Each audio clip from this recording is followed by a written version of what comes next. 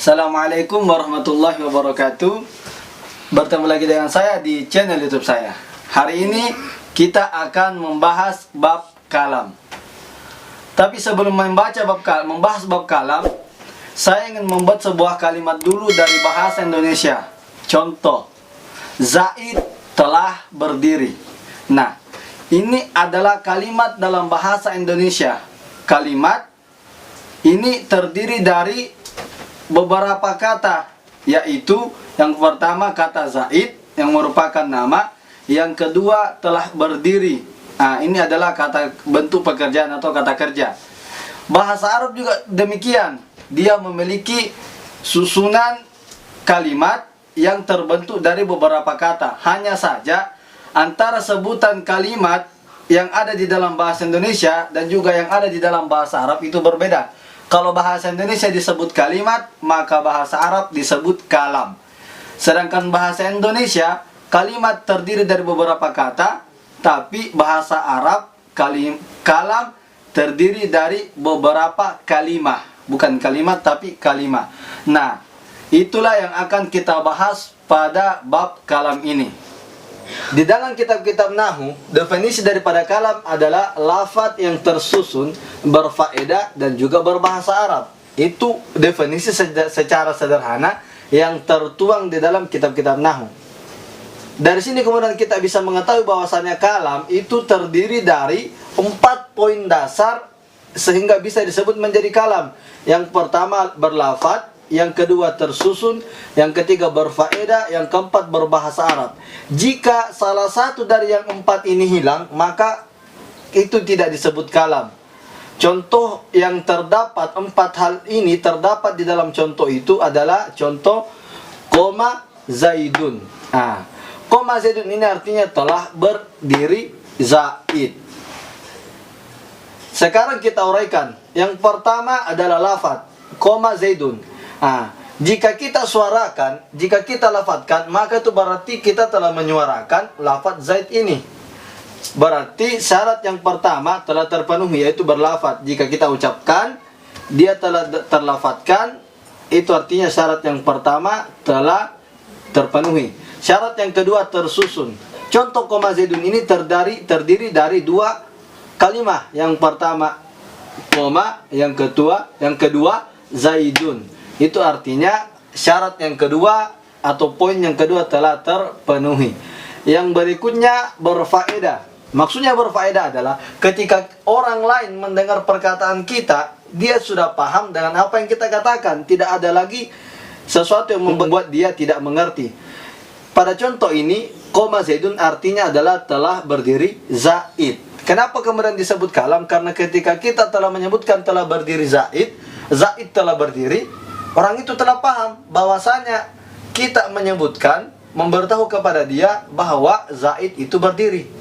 Yang berikutnya berbahasa Arab. Nah, contoh ini sudah jelas-jelas tertulis dengan berbahasa Arab. Dari sebab itulah ini kemudian disebut sebagai kalam. Jika salah satu dari yang 4 ini hilang, maka dia tidak bisa disebut kalam. Contoh, jika kata koma Zaidun ini saya hilangkan lafaz komanya, maka yang tersisa adalah Zaidun. Artinya tinggal Zaid. Nah, yang pertama disuarakan, dilafadzkan, ya memenuhi Zaidun. Yang kedua tersusun. Nah, dia tidak terdiri dari 2 kalimat atau lebih. Dia cuma tunggal, berarti dia tidak termasuk kalam. Bisa kita katakan bahwasanya kalam adalah susunan dari beberapa kalimat. Seperti yang saya sebutkan di awal tadi, kalimat adalah kata. Jadi jika di bahasa Indonesia kan, kalimat adalah kata. Adapun kalimat di dalam bahasa Arab, di dalam ilmu nahwu itu hanya ada 3 kalimat. Yang pertama isim, yang kedua fi'il, yang ketiga huruf. Nah, sekarang kita akan membahas ketiga kalimat ini secara terpisah, secara terperinci untuk membedakan antara kalimat satu dan kalimat yang lainnya. Kalimat atau kata pertama di dalam bahasa Arab adalah isim. Apa itu isim? Isim adalah kata benda. Nah, ciri-cirinya yang pertama beralif lam. Contoh al-masjidu. Nah, al-masjidu ini didahului oleh alif lam, sehingga dia disebut isim. Itu artinya ketika kita menemukan sebuah kalimat, sebuah kata di dalam Al-Quran maupun hadis yang diawali oleh alif lam, maka dia adalah isim. Yang kedua bertanwin, masjidun. Tanwin yang ada di akhir kata masjidun ini, itu menunjukkan bahwasanya dia adalah isim karena tanwin merupakan ciri-ciri daripada isim. Yang ketiga dijer, zaidin. Nah ini dijer contohnya ya. Kenapa? Kenapa dijer menjadi salah satu ciri-ciri isim? Karena tidak ada fiil yang boleh dijer. Sekali lagi saya ulangi, tidak ada fiil yang dijer. Jadi ketika kita menemukan sebuah kata yang dijer, berarti dia mutlak menjadi isim. Yang terakhir dari ciri-ciri isim adalah diawali oleh huruf jer. Contoh, min madrasatin. Min adalah huruf jer, maka madrasatin adalah isim karena dia diawali oleh huruf jer. Cuman yang perlu diperhatikan pada bagian ini adalah alif lam dan tanwin. Kenapa? Karena terkadang ada orang yang menuliskannya secara bersamaan di dalam satu kata, padahal tidak boleh. Jika didahului oleh alif lam, maka akhirnya tidak boleh bertanwin. Jika dia diakhiri oleh tanwin, maka awalnya tidak boleh didahului oleh alif lam. Pertanyaan yang timbul dari penjelasan ini adalah apa itu huruf jer? Kita akan jelaskan secara detail di sini. Huruf jer adalah huruf yang bertugas atau berfungsi untuk menjerkan akhir dari sebuah isim. Di sini saya telah menyebutkan beberapa huruf jer, yaitu ila dan ala, min, pi, ambil, rubik. Jika dipisahkan maka menjadi ila, ala, min, fi, an, ba, lam, rubba, dan ka.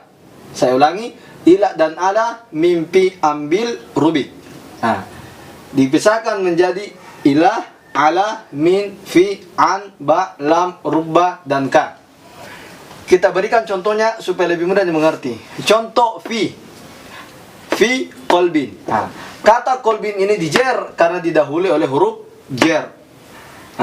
Yang kedua yang sering kita ucapkan bismillahirrahmanirrahim. Bismi. Kata bismi itu dijer karena didahului oleh huruf jer. Sehingga dibaca bismillahi. Didahului oleh huruf jer. Berikutnya lam. Li rasulillahi.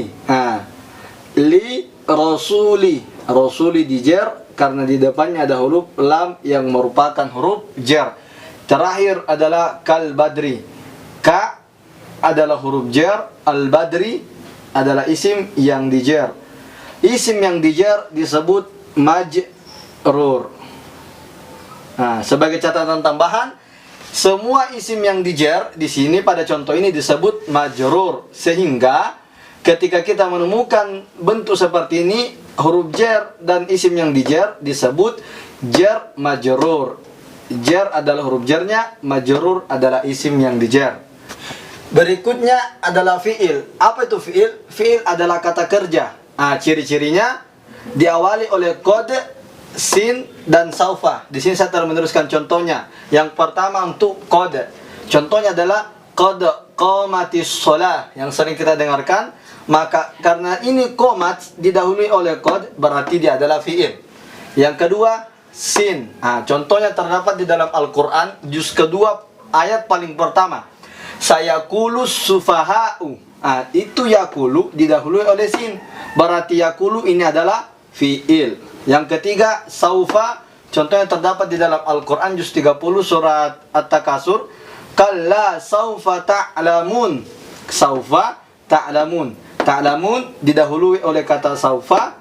Oleh saufa, maka ta'lamun merupakan fi'il. Cuman yang perlu diperhatikan pada contoh ini, yang menjadi catatan adalah tidak semua fi'il harus didahului oleh kod, sin, dan saufa. Akan tetapi jika ada kata yang didahului oleh kod, sin, dan saufa, berarti dia mutlak adalah fi'il. Yang terakhir dari ciri-ciri fi'il adalah diakhiri oleh tak ta'nis. Tak ta'nis bentuknya seperti ini. Tak yang mati disebut tak ta'nis karena dia adalah tak yang berarti ta'nis. Ta'nis adalah perempuan. Jadi ketika kita menemukan tak seperti ini berarti dia adalah perempuan atau manas. Contohnya qolat. Ini adalah tak taknis yang berada di akhir dari kata qola, menunjukkan qola adalah fiil. Begitu juga dengan qomat. Qomat adalah fiil karena diakhiri oleh taknis. Kalimat yang terakhir adalah kalimat huruf. Tapi tidak semua huruf masuk dalam kategori kalimat. Yang masuk pada kategori kalimat adalah huruf yang memiliki arti, huruf yang punya arti. Seperti huruf hijaiyah itu tidak memiliki arti. Abatasa, jaha, kho, dada, ro sampai akhir. Jika ditulis secara terpisah-pisah itu tidak akan memiliki arti. Akan tetapi jika disatukan bisa menjadi bentuk isim. Nah, di sini saya telah menuliskan contoh huruf yang masuk kategori kalimat. Ya, adalah huruf yang punya arti. Di antaranya adalah min dan ila. Min artinya dari, ila artinya ke. Kedua huruf ini adalah huruf jar. Huruf itu berbeda dengan isim dan fiil. Kenapa? Karena isim dan fiil memiliki ciri-ciri khusus, sedangkan huruf tidak memiliki ciri-ciri khusus. Akan tetapi karena dia tidak memiliki ciri-ciri khusus, sehingga orang bisa tahu dia adalah huruf. Contoh min. Di dalam min ini tidak ada ciri-ciri isim dan juga tidak ada ciri-ciri fiil. Sehingga karena dia tidak memiliki ciri-ciri itu, dia diketahui sebagai huruf. Itulah tadi penjelasan mengenai bab kalam yang coba kami bagikan kepada teman-teman. Mudah-mudahan apa yang kami jelaskan di sini bisa dimengerti, bisa dipahami dengan baik. Kita akan bertemu lagi di video-video yang lainnya insyaallah. Untuk kali ini sekian, terima kasih. Assalamualaikum warahmatullahi wabarakatuh.